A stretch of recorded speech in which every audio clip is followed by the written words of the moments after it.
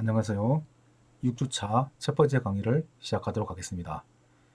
이번 시간부터는 제4장 골재 및 물에 대해서 수업을 하겠습니다.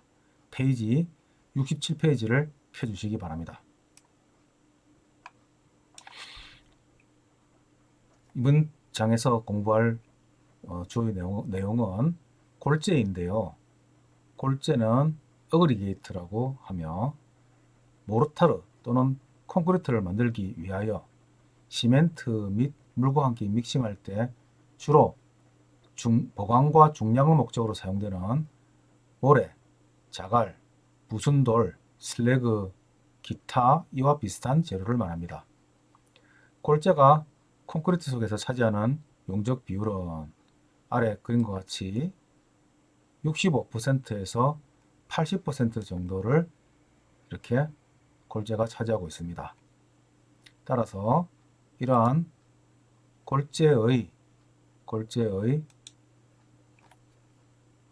대부분은 천연산이기 때문에 인공골재를 제외하고는 천연산입니다.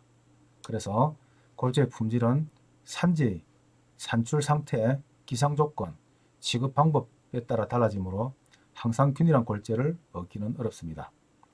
골재의 모함인 원석을 이 어머니 모자를 써서 모함이라고 하죠. 성인에 만들어진 원인에 따라서 화성암, 수성암, 변성암으로 나누어지게 됩니다. 이 수성암은 퇴적암이라고도 하죠. 이 양질의 골재형으로는 현무암, 안산암, 경질사암, 석회암, 화강암 등을 들 수가 있습니다. 그래서 아래 그림에 보면은 대략적으로 골재가 콘크리트에 차지하는 용적의 비율은 대략 이렇게 한 60%에서 한 80% 가까이 차지를 합니다. 그 X축은 골재의 최대 치수를 나타냅니다. 그래서 골재의 크기가 점점 커지는 것을 우리가 볼 수가 있죠. 그리고 콘크리트 속에는 골재가 존재를 하고, 그리고 연행 공기가 또 일부 있으며 시멘트가 또 일부를 차지하고 물이 또 일부를 차지하고, 그래서 이러한 우리 콘크리트는 시멘트, 골재, 물, 공기로 이루어진 하나의 고체가 되겠습니다.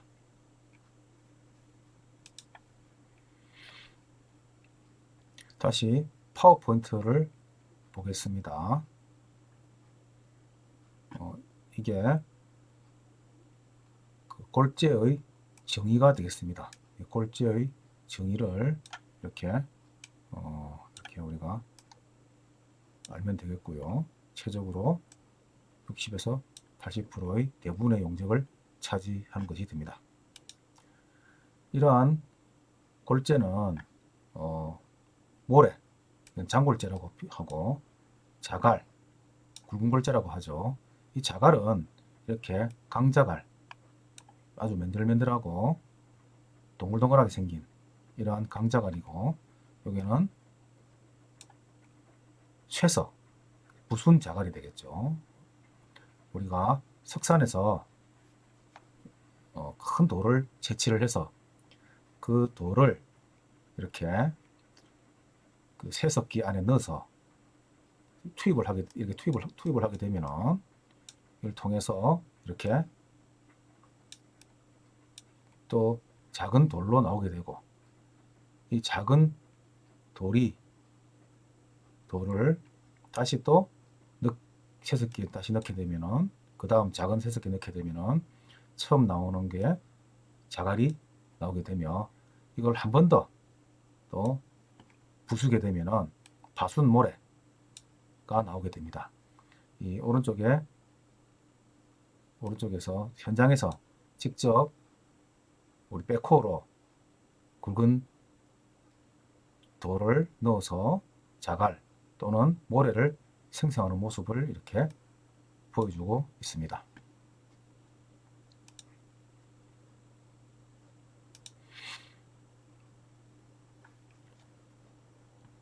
그래서 우리가 그동안에는 불활성 충전재로 인식을 하고 있었으나, 그러나 이게 실제로 연구를 해본 결과 콘크리트에 미치는 그 성질에 미치는 영향이 아주 많다는 것을 알 수가 있었습니다.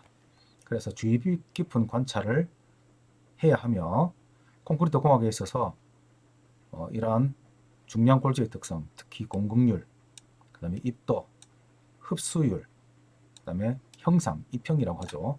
표면 조직, 파쇄 강도, 탄성 계수, 유해 물질의 함유 등에 대한 특징을 잘 관찰해야 할 것으로 생각이 됩니다.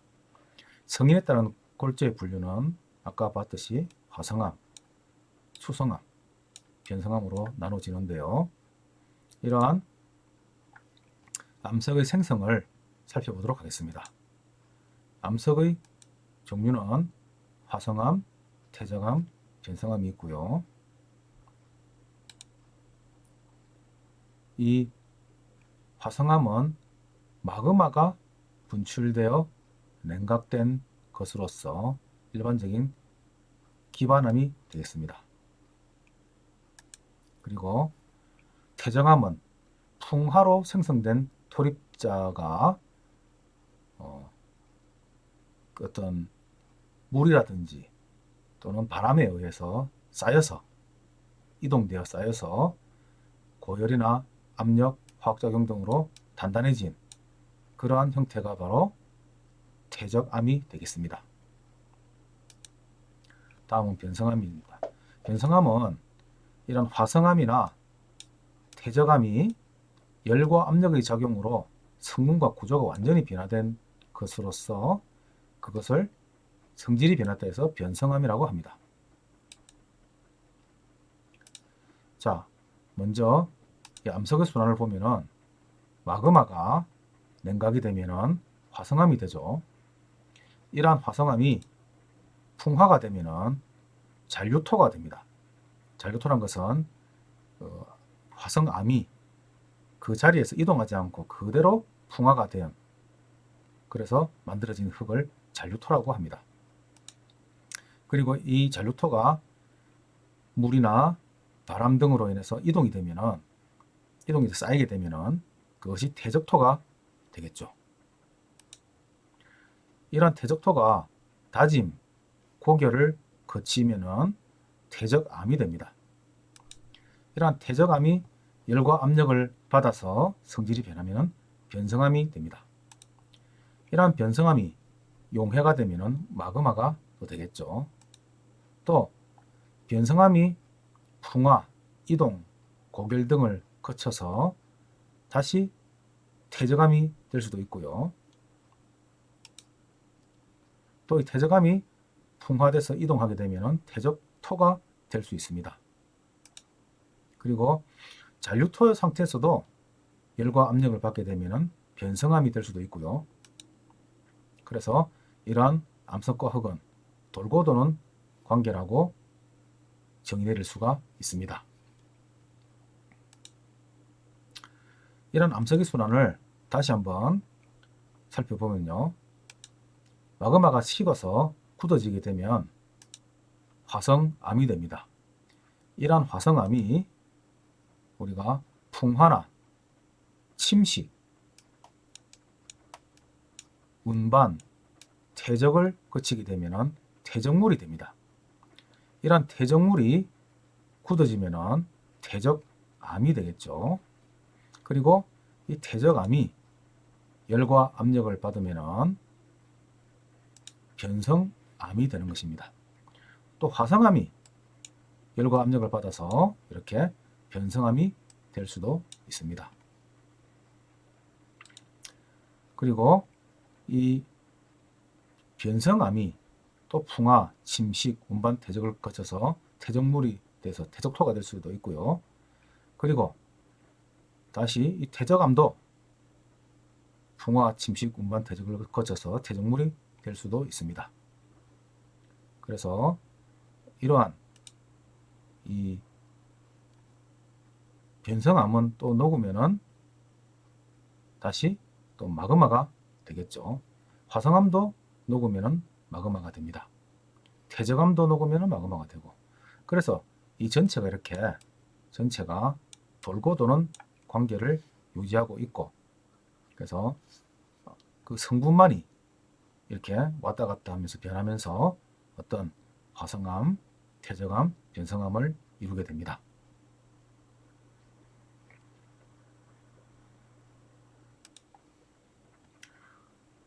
여기에 대한 또 자세한 내용은 다음 3학년 때 수업에서도 또 다루도록 하겠습니다.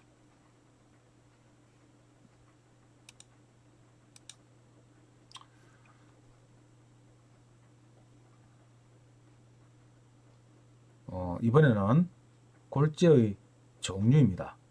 골재의 종류는 채취 장소에 따라서 분류를 하면 강자갈, 강모래, 육지자갈, 육지모래, 산자갈, 산모래, 바닷자갈, 바닷모래, 화산암 모두 천연골재로서 취급할 수가 있습니다. 자, 그 다음에 입경에 따른 분류입니다. 여기서 우리가 장골재와 굵은 골재의 분류 방식을 시방서에서 정하고 있습니다. 그래서 이 장골재와 굵은 골재의 분류 방식을 여러분들은 꼭 외워서 여러분들은 암기하고 있어야 합니다. 먼저 장골재에 대해서 설명하겠습니다. 여러분들 책에 68페이지에 보면은 입경에 의한 분류가 있는데, 그 입경에 의한 분류에서 장골재, 굵은골재 부분에서 이 파워포인트에 있는 내용을 꼭 그 옆에다가 적어 놓고 중요 표시를 하고 암기하시기 바랍니다. 자, 장골재는 두 가지를 시방서에서 장골재라 정의하고 있습니다. 첫 번째는 10mm체를 전부 통과하고 5mm체를 중량비로 85% 이상 통과하며 0.08채 거의 다 남는 골재. 요게 첫 번째의 정의입니다. 두 번째의 정의는 5mm체를 전부 다 통과하고 0.08mm채 다 남는 골재. 이것이 두 번째의 정의입니다. 실제 장골재의 범위는 5mm채는 실제의 이거는 호칭이며 실제는 4.76mm가 됩니다. 이 4.76mm 이하 그리고 0.08mm채는 실제의 치수는 0.075mm죠. 이거는 여러분들이 토질력학에도 여러분들이 공부를 하면서 다 배우고 있는 내용입니다. 그래서 우리가 5mm채는 남바 4번채라고도 합니다. 4.76mm 꼭 외워줘야 됩니다. 이것도 그 다음에 0.075mm는 200번채라고 하죠. 200번채 재능검을 200번채라고 부릅니다. 여기는 4번채가 되죠. 그래서 이 사이에 4.76mm와 0.075mm 사이에 있는 것이 장골재 모래가 됩니다. 그러나 현장에 있는 모래가 다 이렇게 완벽하게 이 사이에 있을 수는 없기 때문에 또 하나의 정의를 두어가지고 10mm채를 전부 통과하고, 이 말은 약간 4.76mm보다도 더 큰 채, 큰 것도 용납을 한다는 얘기죠. 그리고 5mm채를 중량비로 85% 이상 통과하며, 그리고 0.08, 0.075 그러니까 0.08mm채 거의 다 남는 골재. 이렇게 정의를 두 가지를 둬서 둘 다 장골재로 인정을 하는 것입니다.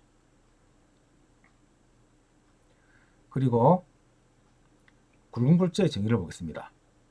굵은 골재의 정의는 5mm체 중량비로 85% 이상 남는 골재 또는 5mm체 다 남는 골재. 실제로 5mm체 다 남는 골재가 굵은 골재지만은 약 15% 이상이 통과하더라도 그를 굵은 골재로 분류를 하겠다 하는 내용이 되겠죠. 그래서 이 내용을 꼭 여러분들 외우셔가지고 시험에 대비해야 하겠습니다. 골재를 용도에 따라 분류하면은 모르타르용 골재, 그 다음에 콘크리트용 골재, 포장 콘크리트용 골재, 경량 콘크리트용 골재, 철도 선트용 골재, 이렇게 용도에 따라 나누어질 수가 있습니다. 철도 선트용은 철길에 뿌려지는 골재를 말합니다.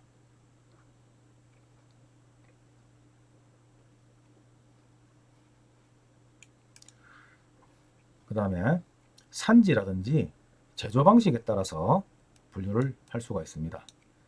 그때는 천연골재, 인공골재, 부산골재, 재생골재 이렇게 나눕니다. 이 천연골재는 천연작용에 의해서 생긴 모래나 자갈로서 강자갈, 바다자갈 이런 것들을 전부 다 천연골재라고 합니다. 인공골재는 천연의 암석을 파쇄해서 만듭니다. 그래서 쇠석, 쇠사 또는 바순돌, 바순모래 이렇게 이야기를 하죠. 그래서 이 하천골재, 자연골재와 쇠석, 인공골재를 사진으로 비교를 하고 있습니다. 그 다음에 부산골재가 있습니다. 각종의 슬래그, 그래서 앞에 우리 여러분들이 고로슬래그나 이런 것들 배웠죠. 그런 것들이 다 부산골재가 됩니다. 재생골재는 경화한 콘크리트를 깨뜨려 만드는 골재를 재생골재라고 합니다. 그래서 재생이란 말이 어감이 안 좋아서 이것을 순환골재다 이렇게 순환골재다 이렇게 표현하기도 합니다. 갈수록 환경이 환경 보호가 이제 중요한 이슈가 되다 보니까 경환 콘크리트, 실제로 우리가 재개발 현장에서 많은 폐콘크리트가 나오게 되죠. 그러한 폐콘크리트를 깨서 다시 재생골재로 만들어 준다면 어마어마한 환경 보호를 할 수가 있습니다.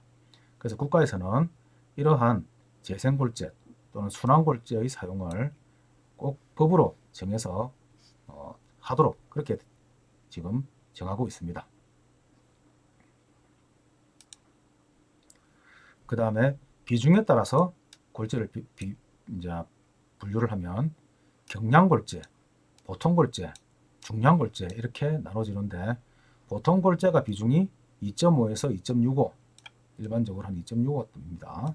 그래서 이거보다 작으면은 경량골재, 이거보다 크면은 2.7 이상이 되면은 중량골재로 분류를 합니다.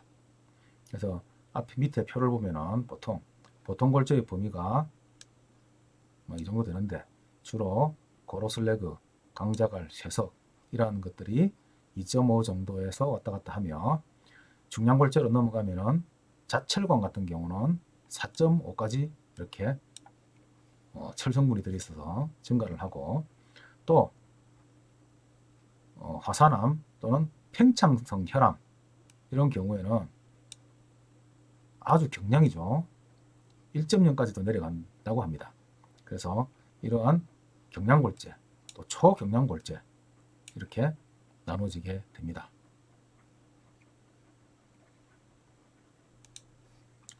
자, 다음은 우리 책 69페이지를 보겠습니다.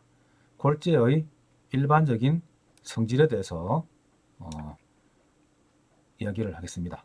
골재는 깨끗하고 강하고 내부적이고 알맞은 입도를 가지며 얇은 석편, 먼지, 흙, 유기불순물, 염분 등의 유해물을 함유해서는 안 됩니다. 특히 내화성을 요구하는 경우에는 내화적인 굵은 골재를 사용해야 합니다. 내화성이란 것은 열에 강한, 열에 견디는 그러한 성질이죠. 일반적으로서 골재에 필요한 성질은 다음과 같습니다. 첫 번째, 깨끗하고 유해물을 포함하지 않을 것. 두 번째, 물리, 화학적으로 안정하고 내구성이 클 것.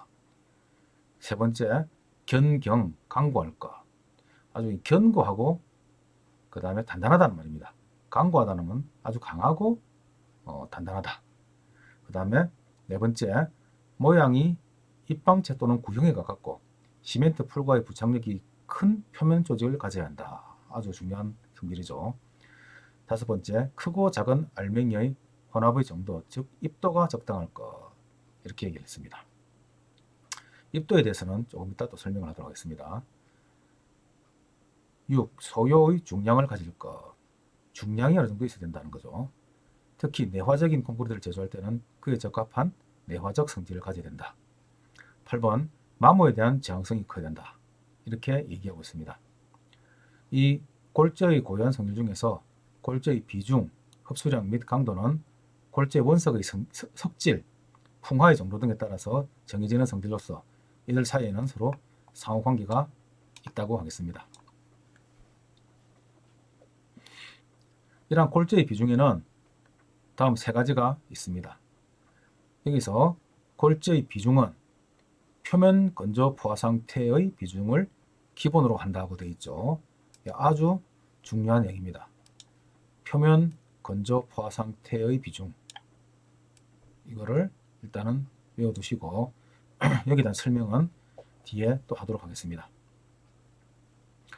표면 건조 포화 상태의 장골재의 비중은 보통 2.5에서 2.65, 굵은 골재는 2.5에서 2.7의 범위에 있습니다.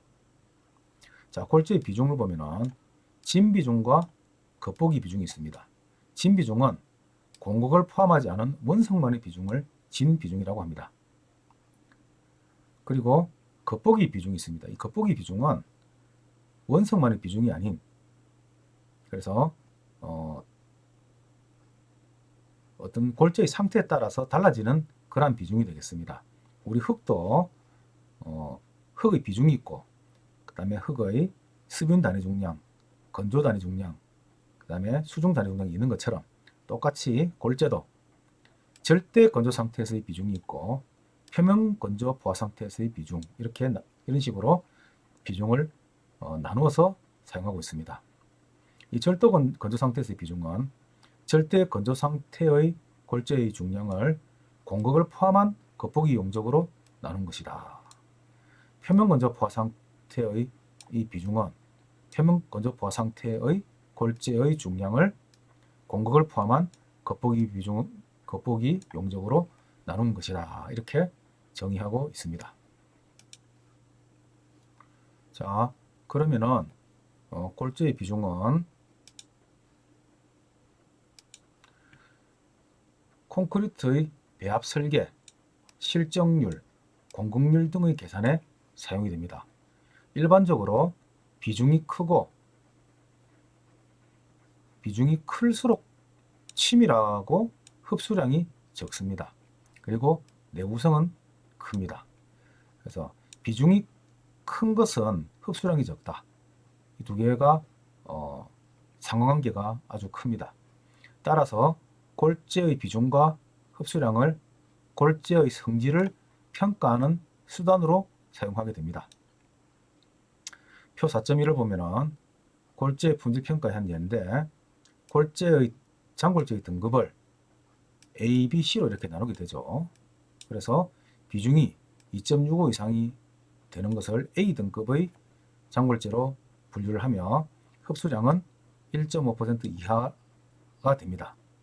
또 B 등급은 2.65에서 2.5 정도로서 흡수량은 1.5에서 3.6% 정도의 흡수량을 가지고요. C 등급은 2.5 이하로 흡수량 3.5% 이상이 됩니다. 굵은골재도 마찬가지로 A, B, C 등급으로 나눠서 A 등급은 비중이 2.68 이상이고 흡수량은 1% 이하로 규정을 이렇게 하고 있습니다. 그래서 이 A 등급이냐, B 등급이냐, C 등급이냐를 이렇게 비중과 흡수량을 가지고 이렇게 품질을 평가하게 됩니다. 이러한 천연골재의 비중과 흡수율은 모함에 따라 다르게 됩니다. 이 비중과 흡수율과의 관계를 보면은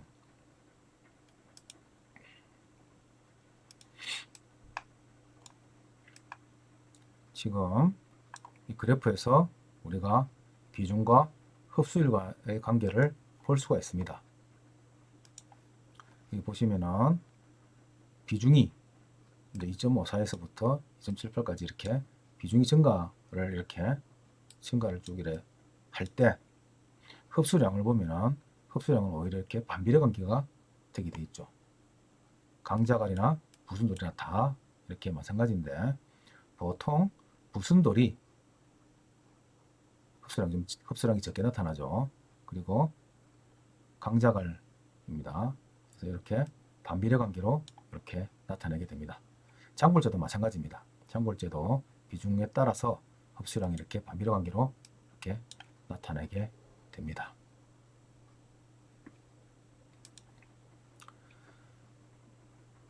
자, 모함이 풍화가 진행되면 내부에 미세한 균열이 생겨 비중의 저하와 흡수율의 증대를 초래하게 됩니다.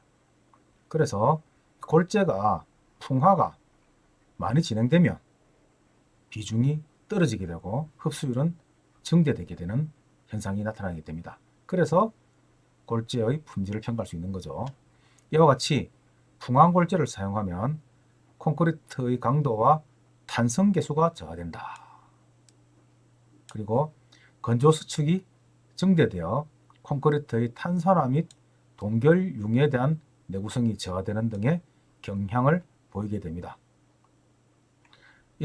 그래서 골재의 비중 및 흡수량을 구하는 방법이 매우 중요한데요.